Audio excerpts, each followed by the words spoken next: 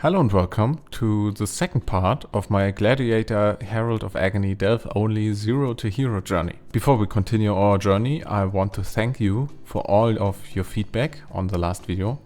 I was honestly a bit overwhelmed since normally I get like 1,000 views or so, but I really appreciate all the comments. There were a few comments asking how to make currency in Delve and what to look out for. So I thought I should talk a bit about what I was looking for while delving. At the start I just tried to go as deep as possible, since in my subjective perception Delve only really starts to get good at a depth of 500 or 600.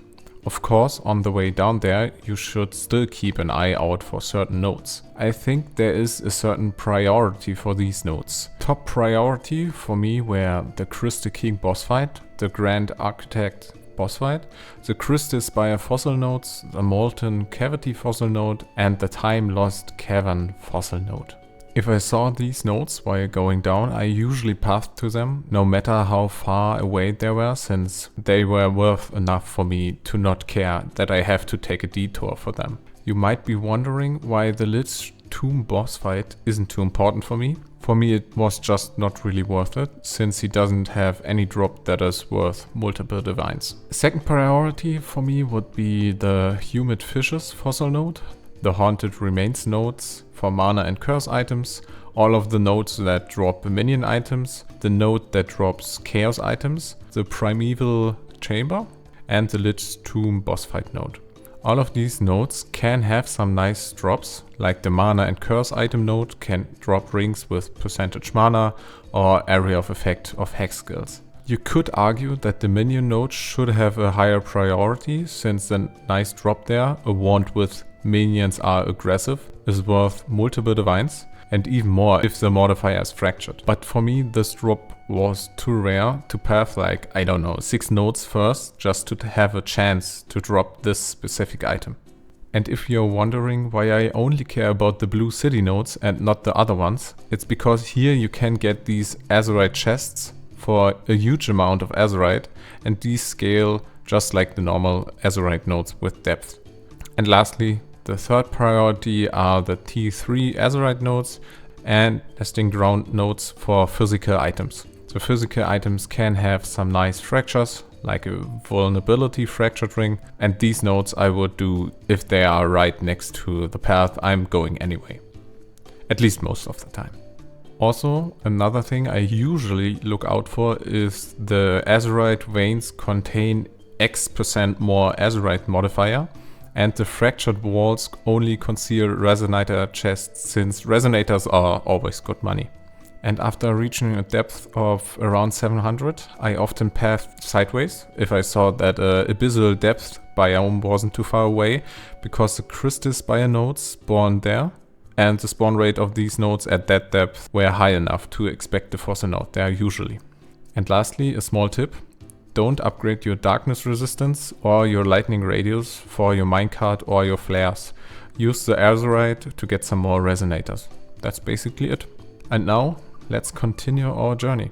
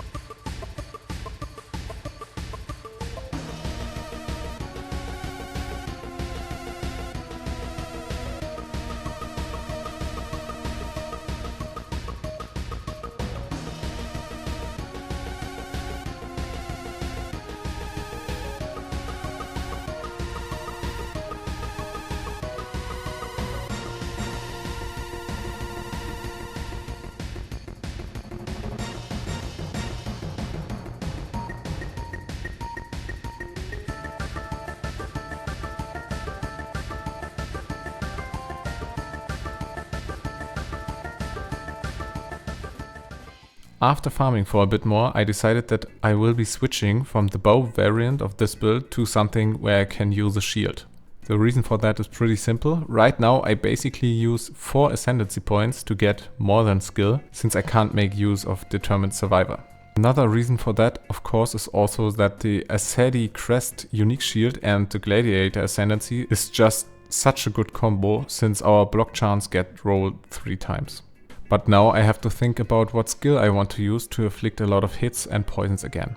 One option would be using a Cyclone with Cast Word Channeling and Lightning Orb of Orbiting setup.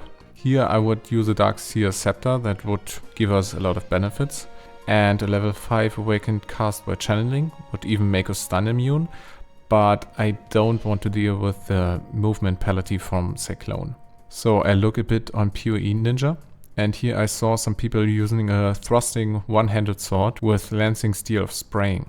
So I decided to try that. And since I already had stocked up some currency again, I also decided to upgrade some other things. But first the sword. I get a thrusting one-handed sword with high base attack speed and with an attack speed synthesized implicit. Then I spam Essences of Insanity until high attack speed. I use Essences of Insanity because that way I can get Spectral Spirits. These 3 small minions are always active, unkillable, and will get us easy access to Culling Strike and Feeding Frenzy. And after getting tier 3 attack speed, I stop, since I already spent a few divine to get a tier 3 modifier. Then I have to annul stun duration first and a prefix. That was basically the hard part. Now I craft suffixes cannot be changed and use a scouring orb. And after that it's just using the crafting bench for the rest. Lastly, of course, I craft the Harvest Quality Craft for some more attack speed and I'm done. Next thing that I buy is a Sandy Crest with good rolls. The Corrupted Implicit here is not that important, because in the end I wasn't really making use of it, since I was trying out a few different gem setups while playing. But I will be talking about the final gem setup at the end, so don't worry. I continue with my helmet. Since the plan of the build was getting a lot of ward, I now get a few runic crowns with +2 to minion skills. Then I fractured the helmets until one of the fractured orb hits the minion skills. And now I spam 1 socket resonators with dense fossils until I get good prefixes. But after a few divines of doing this, I just look at the market for a second. And since ward minion builds aren't really played, I get this really good and cheap helmet that also has intelligence, and I'm always in dire need of intelligence with this build. So I put the fractured helmet to the side for now, maybe I need it later. And for the last ward gear slot, the boots. Here I need the Avoid Being Shocked Essence modifier, movement speed, high ward and some resistances. So I buy a few bases and fracture the Avoid Being Shocked Essence modifier. And then I spam 2 socket resonators using Shuddering Fossils for movement speed and Dense Fossils for ward modifiers again. At some point while doing this, I also noticed that I'm doing this on a level 81 base because I forgot to look at the item level earlier. I can't really recommend crafting at night. But since the difference in value of T1 and T2 modifiers weren't big enough to justify spending way too much currency to get the fracture on level 86 boots, I just decided to live with my mistake. And after crafting another res and doing the implicits, the boots are done. Since I now have a lot of ward from my gloves, my boots and the helmet, I get a skin of the Lords with Versatile Combatant. This chest gives a lot of global defenses, meaning I get a nice boost to my ward. And since it has Versatile Combatant, I just have to change a few points to get this block cluster here, get 5 block tattoos and use Tempest Shield, and I am block capped. And with Gladiator and the Asceti Crest Shield, we are at a bit more than 95% chance to block attacks or spells. And before I tested the build, I also bought a power level 4, since I still had some currency left. And now, let's test out the build a bit.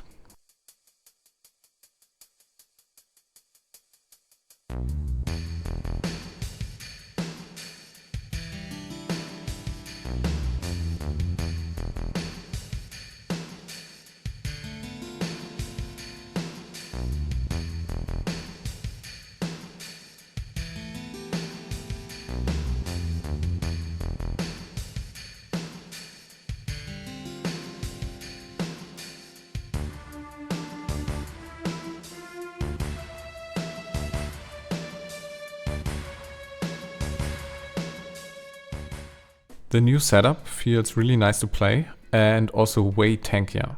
The problem is I lost some damage since I can't apply Despair on hit anymore or use ensnaring arrows, and I also lost the gem slot basically when switching from Lionized Vision to Skin of the Lords.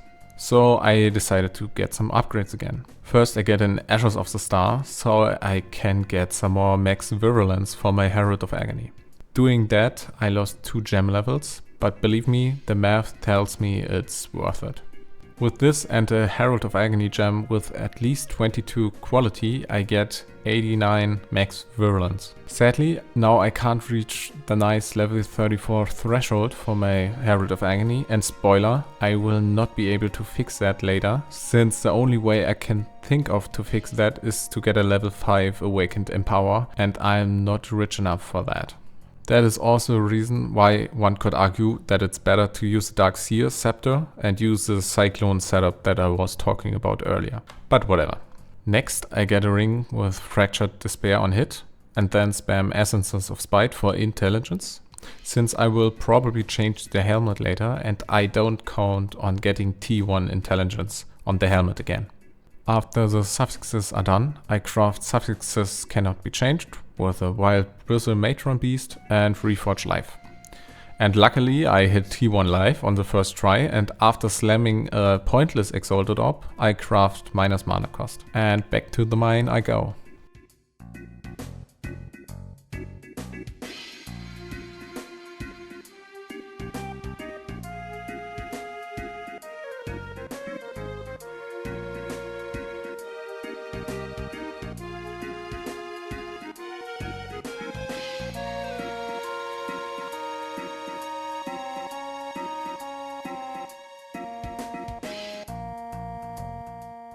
After some further testing, I realized that I can't use the Golden Rule Jewel anymore, since my Reflected Poisons deal way too much damage to me, since my Chaos Res is too low and the poisons I inflict are now too strong for me. But even after taking out the Jewel, I could still sustain my Virulence deck easily.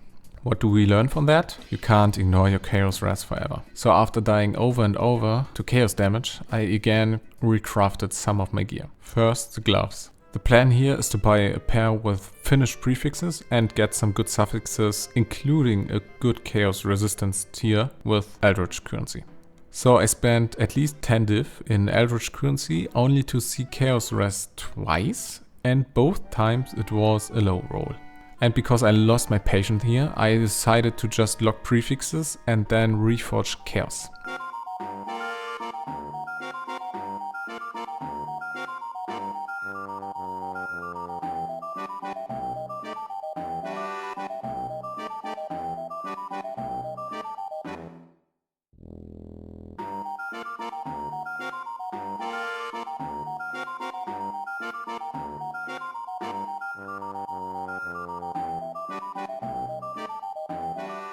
And I mean, just look at that.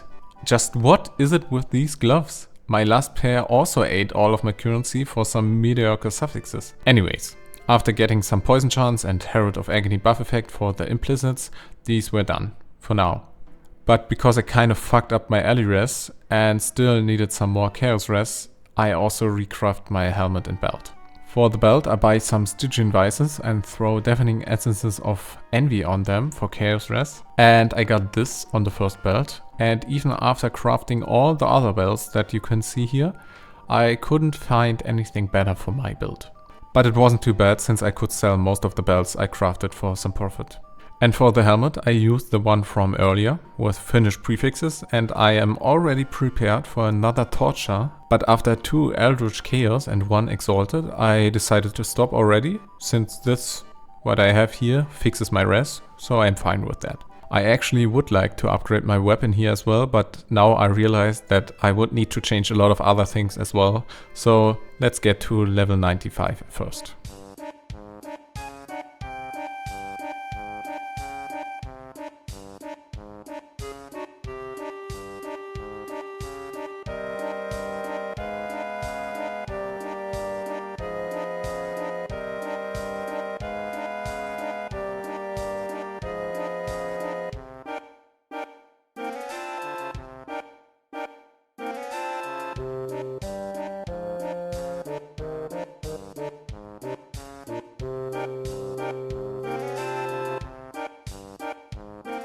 After playing for some more hours and dying again and again, I realized that this build is just not tanky enough to reach level 95 at a depth of 900. So let's get back to a depth of 730 and dig sideways.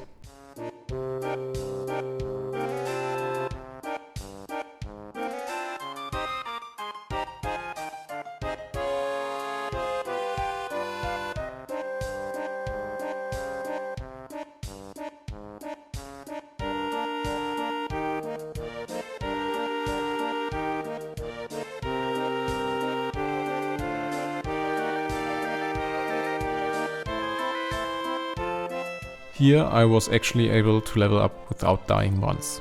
Now I can do the upgrades that I was just talking about. First, the sword.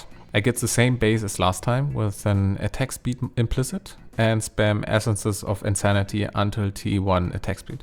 Sadly, I get another suffix and I don't want to risk annulling the important suffixes.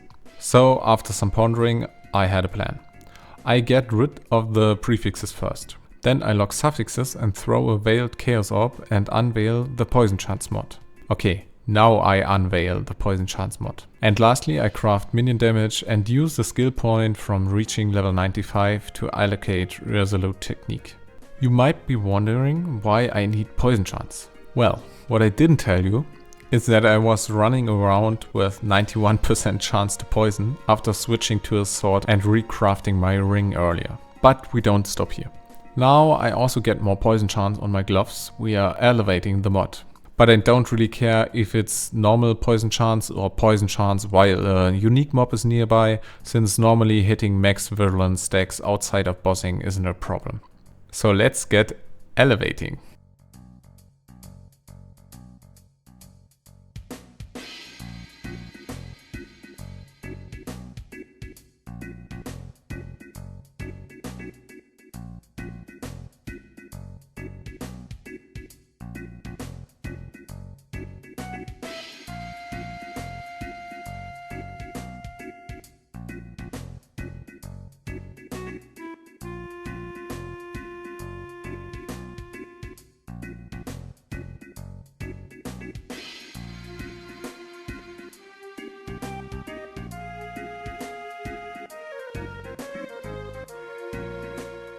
What the fuck was that? Can someone explain if I did something completely wrong, or was that just an extremely unlucky chain of events? After getting the poison chance, I also rolled for Herald of Agony buff effect. This also took another 250 ambers or so. Now I just have to anoint toxic strikes on my amulet and I am at 100% chance to poison. And that is without the chance to poison support.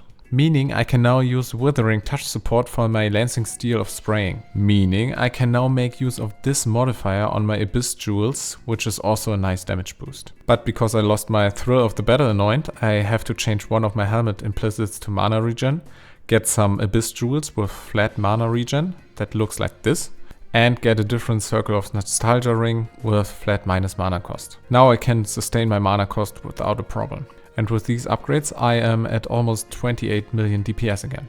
So let's kill some bosses that I mostly ignored until now.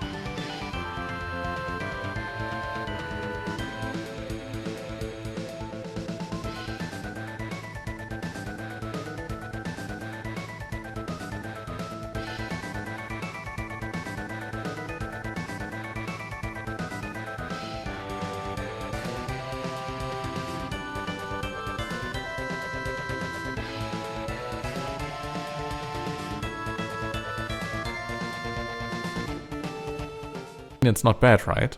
The only problem that I have is an invulnerability phase from Aul, since I need my phasing flask for that. So I also finally upgrade my flasks to have the gain 3 charges when hit modifier, and with that this problem got completely fixed and also made delving a lot more chill since my flasks are now basically always active. I really should have done that earlier. And now for the final stretch.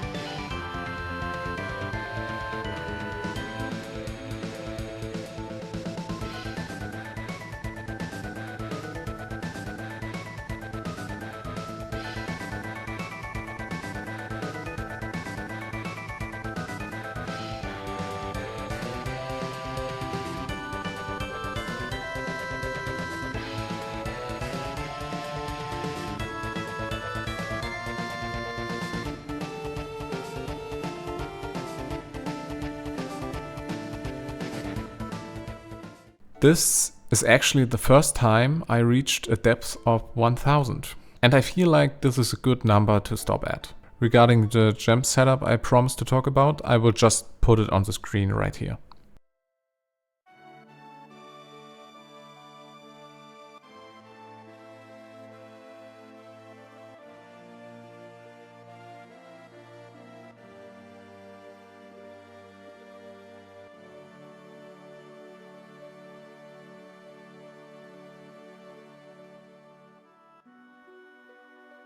I think some of the stuff is optional and interchangeable, since it's just nice to have. You could also switch in an animate guardian or some specters if you want. Steer skin, for example, isn't even active that often, since Heart of the Flame procs more often. And the Arcanist brand setup was just used to have max virulence on bosses a second faster. Also, when I switch from Pierce to Withering Touch on my minion for bosses, my damage increases by another 7 million or so. So what's my verdict for the build? I had a lot of fun, but it wasn't quite what I imagined. But to be honest, that's completely on me. I thought I would be a bit tankier, but at a certain depth I just got one-shotted if a hit is high enough and goes through my block chance. And after finishing this journey, I also wanted to try this build doing some normal content. And to no one's surprise, you can also do Ubers and farm T17s with 28 million DPS. But the problem persists. If the hit is too high and goes through my block chance, I am just dead. I will also upload another video showing some uncut footage of this build doing normal content tomorrow, if you're interested. I also saw some of you playing this build on PoE Ninja, and I hope you have as much fun as I do. And that's it. I hope you enjoyed my delve only journey, and maybe I see you next time as well. Bye.